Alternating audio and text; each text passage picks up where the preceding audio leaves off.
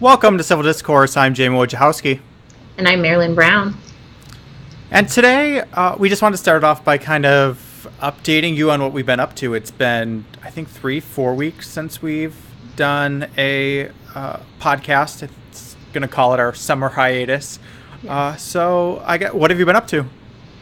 I have actually been in a creative burst in the last, month or so. So it's felt really good. I've been kind of moving forward with some projects that I've had swirling around in my mind for years. So that's been exciting. And also just realizing that things come together when they're supposed to.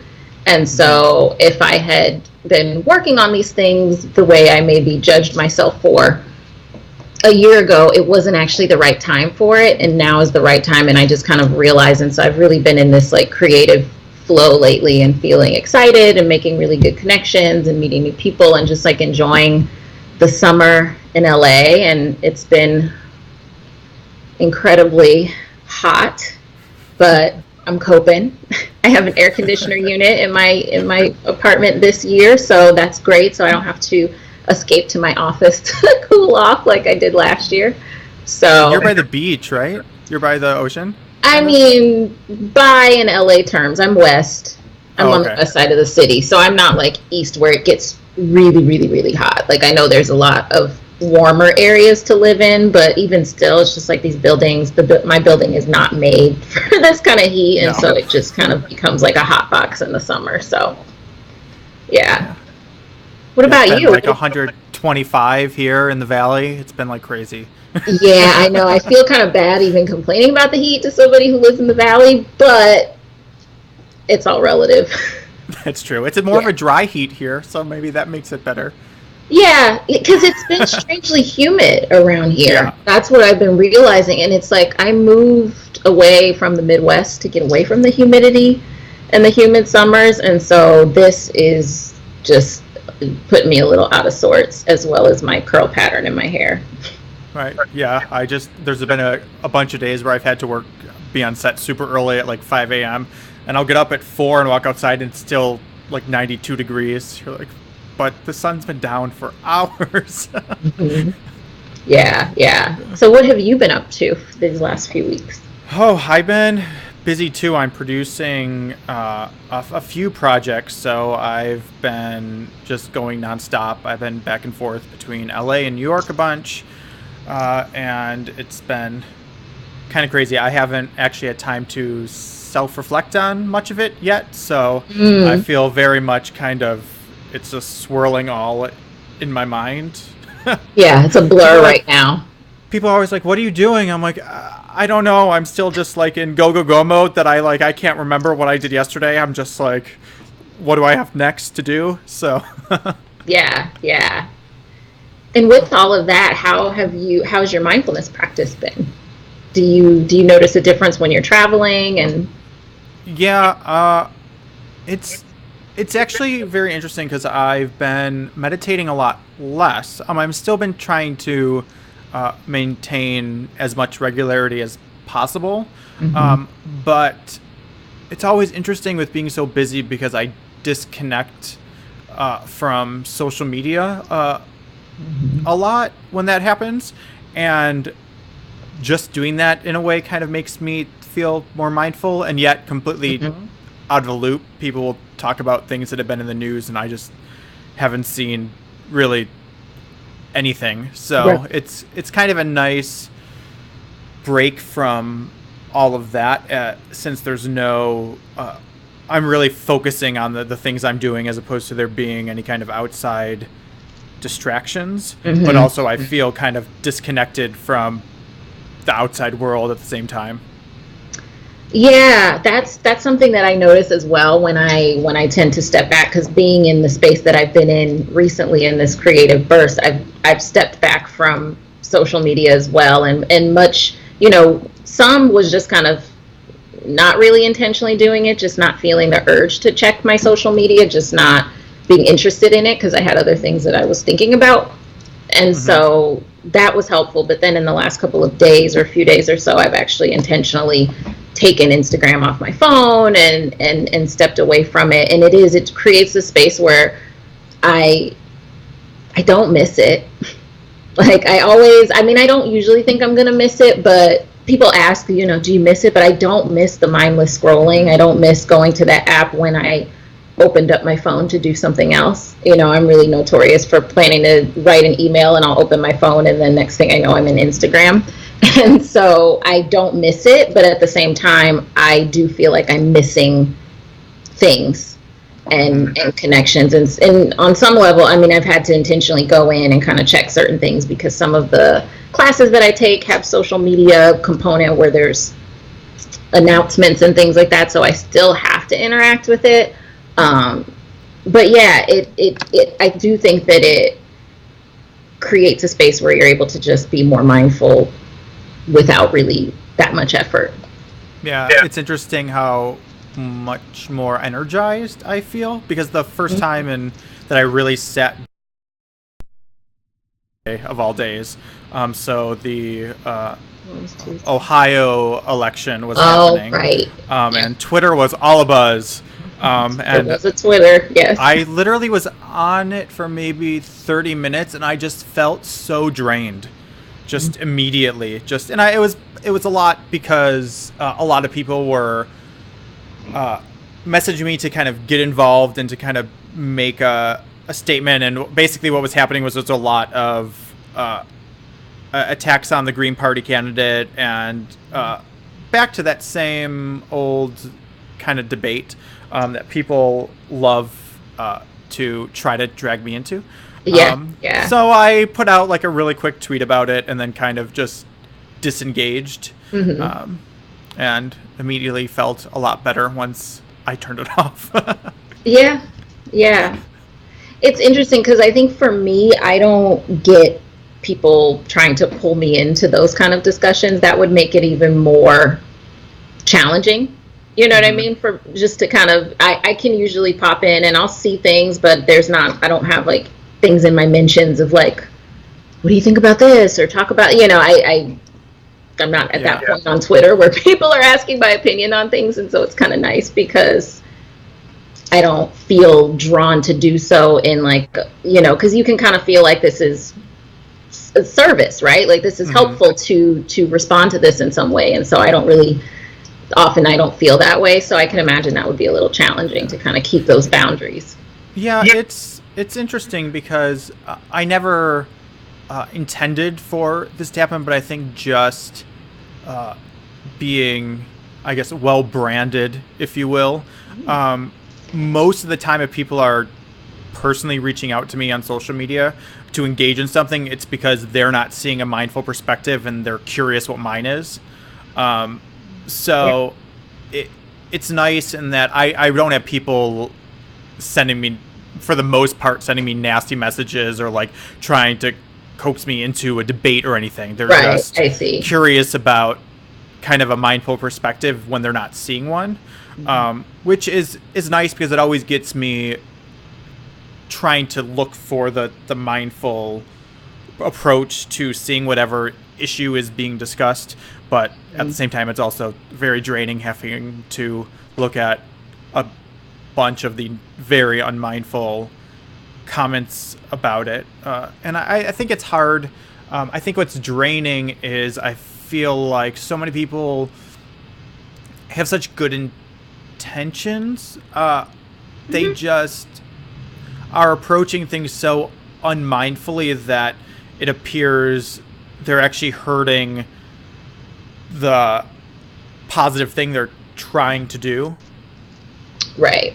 Because my comment was about a lot of people were blaming Green Party voters, and my comment was just, well, as a Democrat, when has a Republican calling you a snowflake or a libtard ever convinced you to vote Republican, or the other way around? So it's interesting that you would then think it would be effective to do the same to a different voting bloc.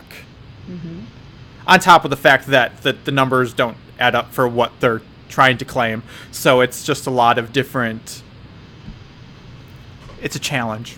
Yeah, that is a challenge. And it's a challenge that kind of keeps coming up because as the elections happen, and as midterm elections happen, people continue to use that argument and kind and of it's hard. rehash it. Yeah, it's hard, and we've talked about it before, I think, too, is Yeah. the immediacy of social media that another time, and a lot of time, I don't want to respond right away because I'm aware that the reason there's no mindful discussion yet is because everyone's still kind of raw in their emotional response, and no one's really had the time or taken the time to step back and actually look at it through a mindful lens. They're just kind of reacting. People are triggered and they're reacting. Yeah. Which a lot of times I'll wait because, yes, I can put out my attempt at a mindful look on it, but if people aren't ready for that, it just gets ignored, or it gets a lot of hate thrown at it. So a lot of times I just like to wait till people are more ready to be in that realm. Yeah, no, that makes sense to me. And then I think it also takes away that anxiety that social media can kind of create to have to comment immediately or have to be a part of that immediate discussion. I think that that's part of one of my frustrations around social media, is that with the immediacy of it, there's kind of this pressure. Well, if you're not commenting on things as it's happening, then and how important is that commentary? And so, but I do think that the more mindful commentary, it's received more effectively later, and also I think it takes time to create that, at least for myself. Yeah. So, I have a quote, and you wanted to pull a card. So I thought what could be fun is if I say my quote, and then you pull a card and read your card, and then we talk about how those two things either relate or don't relate. My assumption is that they will relate, but we will see. Yeah, I like that. And so the deck I'm using, just to let people know before we pull, is the Law of Attraction, Esther, and by Jerry and Esther Hicks. So. Yep, they're going to relate, because if it's by Hicks, my quote's by Watts, so. Yeah, I know, exactly. It's Law of Attraction. It's but this will be fun. See what we get. And the quote I'm going to read is by Alan Wilson Watts. And it is, "Really, the fundamental, ultimate mystery, the only thing you need to know to understand the deepest metaphysical secrets is this, that for every outside there is an inside, and for every inside there is an outside, and although they are different, they go together." These are my favorites. I really like that quote. All right, so I'm going to pull a card. So I'm going to actually have you tell me when to pull, so you can go ahead and pull. All right. I am a magnet attracting unto myself. Yes, I am a magnet attracting unto myself. I won't read the back because that's a little deeper explanation, so I want us to kind of discuss it, and then I'll read the back towards the end. Just going to take a moment to reflect on it. Yeah. I think that's, for me, I like the use of the word magnet, and I'm thinking it in the Alan Watts quote. It's kind of that duality and non-duality that we talk about very often, about how we as humans are wired to kind of separate things into categories and into boxes as a survival tactic, when the reality is that everything is completely interconnected, and everything we do and everything around us relates and has an effect on everything. And I think the analogy of a magnet, of being kind of drawn to to forces and to things and to yourself, and that kind of being the force, because it's like a force, or the concept of whatever that is that creates that connection or maintains that connection, if that makes sense. Yeah, and the word magnet for me really brought up that image of, magnets attracting that sameness, and so we attract what we are, and that's kind of one of the laws of attraction. And so that I'm a magnet unto myself, I'm attracting these reflections of myself. That kind of that goes along with the Watts quote. I can't remember the exact wording at the end, but actually, can you reread that little last sentence? I'll reread the ending. The last is that for every outside there is an inside, and for every inside there is an outside, and although they are different, they go together. Right, and so like that brings about that the term or the principle as above, so below to me, and so that kind of that as within, so without, and so that magnet, that image of that magnet attracting what you've already created. And I think that's kind of one of the things that as humans we think we attract what we want.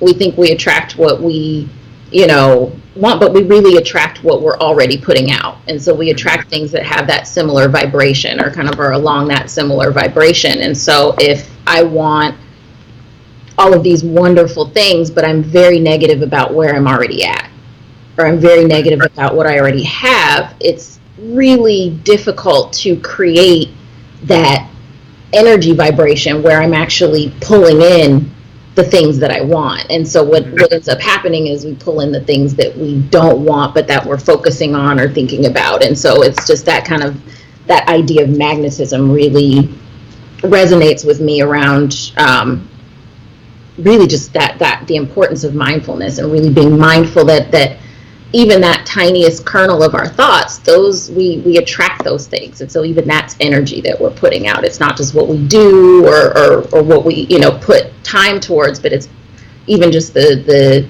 essence of what we think about. Yeah, it's interesting. I was out with a few friends, and we were discussing the concept of karma, and I was kind of bringing up what I feel is a common misconception with the idea of karma, because for me, karma is really just the rule of cause and effect. Yes. And that because everything is interconnected, the things that you do will eventually directly affect you. Yeah. And I think a big misconception with that is the mentality behind what goes around comes around, and the idea that just because there's good intentions means that good things are going to come back to you, because that's not actually what karma means. Karma really doesn't have anything to do with good or bad, or it's about the actions will have an effect, and you could be putting out what you feel are the best intentioned actions, and negative things through your perception can happen to you because that's the effect of what you're putting out. It's not automatically because you perceive something as good and you're putting it out there that means that something you perceive as good is going to come back at you. But I think what mindfulness allows you to do is I think intention is important, but it allows you to see a longer way into the ripple of that effect, so that you can analyze how your actions are affecting the surroundings that you see, and then in turn affecting you, and make choices based on that, as opposed to just hoping that it turns out in your favor. Right. Or hoping that because you want it, it's what going to happen. It's good. Right. It's what's going to happen. And yeah, because that doesn't take into account how interconnected we all are. And so if we were all these little individual islands, then maybe it would work that way, that you want something and then the universe is like, here you go, because we wouldn't be affecting each other. But the realization is that we're all completely interconnected. And so my desires are something that I've deemed as good right? That's a judgment in of itself anyway. You know, the decision that this action that I've decided to take, I've decided that it's good, and so I've also decided that I deserve good things because of it, is really kind of just all ego based. You know, it's just kind of all based on what the self wants, rather than that awareness that we are so connected, and that the reality that our actions have results, whether they're like just actions have results. Anything that we do has a ripple effect. It's not about whether it's good or bad. Everything has an effect. And so I think with mindfulness, you're able to extend that sphere and recognize, okay, well, I can want this thing, but how is it causing harm to someone else, or is it causing harm to the collective? And so I think that you know, and it's not, we still don't know exactly what's happening and what's affected, but I think that coming from a mindful approach allows you to create, again, like you said, more awareness of that ripple effect. When you're saying, it also helps when in mindfulness. I think the more you practice, the more the interconnection you begin to see, and then what ends up happening is there's, at least for me, there's a feeling of responsibility to that interconnection, and you start to see things less as separate and more together. So then you feel, I think there's less divide, and things become more equal feeling. So there tends to be less feelings of, I think, greed and these things that I think are really fueled by separatism. Because I know a lot of people who, I mean, we live in a world where a lot of power and a lot of wealth is granted to people who are not mindful and who really take advantage of others. And I think that a lot of that stems from that viewpoint of disconnection. If that makes sense. Definitely. So I'm trying to think, do you have other thoughts about the... Well, it does remind me of a class I took in college. I don't remember what the exact name of the class was, but it was basically an analysis of the three main theories of the mind and self. So one was that we are just a machine, like a computer, and the other one was that of a soul, of a kind of a permanent soul, and then the third was of a special mechanical process, which is the one we explored all three, and then the end paper we had to write was on which one we thought was most accurate. And I picked the special mechanical process, which was that we are a makeup of all these different parts that, when put together, makes something that's unique. That if you take one of those parts away, the whole might function, but it functions differently. And so the whole kind of idea of the inside versus the outside, I think is interesting on all levels, because I see it both in a personal level of what is self and who am I, and I also see it kind of in the world and in the universe, that you can do it infinitely, of whatever is inside. You can find those things making up a larger outside, and then that outside's teamed up with other outsides to make even a larger outside, and it just kind of keeps growing. It's just interesting to me. Yeah, no, it is interesting, and I think like that was a really beautiful kind of description of that concept of as above, so below. That there's that correspondence in the universe, so that what's happening inside of us is also happening on a broader scale, and it's all there's connection. Can you read your card one more time? I will. And then do you want me to read the back? Oh yeah, let's do that. Okay, so I'll read the front again. I am a magnet attracting unto myself. And the back of the card says, without exception, what you give thought to, wanted or unwanted, you begin to invite into your experience. See yourself as a magnet attracting unto you the essence of whatever you are thinking and feeling. For example, if you feel poor, you cannot attract prosperity. It defies the law. Yeah, it's interesting because I really think it's very much just what mindfulness is. Yeah. And I think it's interesting because we are part of this interconnection of cause and effect, and we, no matter if we want to or not, we have to respond to the things that we are connected to. But I think what we often fail to realize is how much power we have over deciding how we respond. Yep. I think most of us, and I think all of us, I mean, it's just often just respond subconsciously and out of instinct and out of habit, and don't actually take the time to choose or to challenge how we respond to things. And I think taking the time as much as possible to actually challenge yourself of why you're responding a certain way, and looking back on that really cultivates an ability to be more present and to make the choices consciously, as opposed to just being subjected to instinct. Right. It's that difference between recognizing that you have a choice and you have power in your response, and not saying that it's easy to respond differently or to train yourself to a different response, but having that awareness and that curiosity and that intention to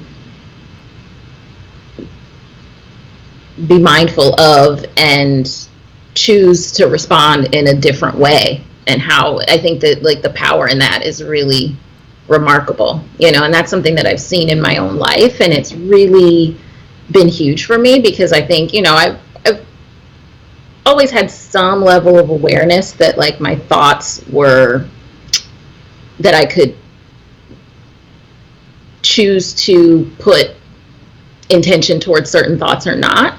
But I think that there's a lot of kind of conditioned responses that we have that we just don't even realize are still responses. Things that are physical, things that are visceral. And so for me, when I really, really intentionally started practicing mindfulness and made that effort to, okay, let me train myself to respond differently, it blew my mind with how it really affected how I felt and how I was able to move through things. And so I think that's one of the things that, this card is really highlighting, is how powerful we are, whether we're putting intention towards it or not. Because even if we're not, we're still creating. Mm-hmm. I think, too, it's also important to realize that it's not, the whole process of cause and effect isn't a one and done type thing.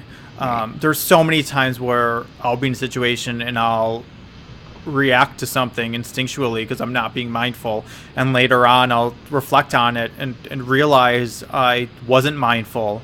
But because I self-reflected, I'm able to then choose a different action in the next moment that changes, that has a different kind of effect and kind of alters the perspective and the ripple that was caused by the first reaction. Right. So it's an ever-ending process, and it's not just because you make one mistake or you make one choice that you wish you hadn't or wish you could change. There's always more reactions and more actions in the future and in the now that you can adjust. Right. And you will react in a way that you didn't intend to, because we're conditioned. And so these responses will happen, but it's about kind of expecting that and then recognizing, like you said, how you can reflect on it later and choose to make a different response. And I talk to my therapy clients about this, that behavior change or response change really takes like multiple times of doing the thing that you don't want to do and doing the thing that you told yourself you weren't going to do and you weren't going to respond to it, and then still reflecting back on it and kind of going back to that process. And so it takes practice, and it takes, you know, deconditioning, because those automatic responses were practiced even though you didn't consciously choose to practice them. You know. Go ahead. No, go ahead. Oh, now I lost what I was going to say. Like, it went really fast. I was going to say, do I remember? Yes. The other thing I think too is that our instincts are not bad. So there are times where it's a better choice to just react in that moment for that thing than try to sit there and contemplate what the choice is going to be. Because choosing to sit and contemplate is a choice you're making to react to a situation. And in certain situations that can be the wrong choice. So there is no kind of perfect way to be mindful in it. It's just a process we're constantly in of reaction. And we just have to do our best to try to be as mindful as we can, knowing that there is no possible way we can be perfectly mindful in every moment with every reaction and action. Right. And I think it's also important to recognize that you can make a quick mindful response. You know, every mindful response, there's not one way to make a mindful response. It doesn't have to be that you sit and contemplate. I think your instincts can be a mindful response as well. And so I think that's kind of an important thing to highlight, that it really can look so many different ways. And part of it is creating and cultivating that mindful space within yourself, so that you're able to know, and that you're able to kind of tune in and have that awareness of what that feels like for yourself. Totally. Well, heavy. That did. Yeah, it's like, all right, thanks, law of attraction. That did feel a little heavy. Do we have homework for this one, or what are you thinking? Well, I think I'd like just to know what people have been up to in their mindfulness practice this summer, and if people want to do a shout out on our Facebook group about a story or a moment or something they're trying to accomplish with reacting more mindfully, share it with us. We'd love to hear it. And that's Mindfulness in Action Civil Discourse. It's a Facebook group. All right. Sounds great. We will see you guys next time. See you next time.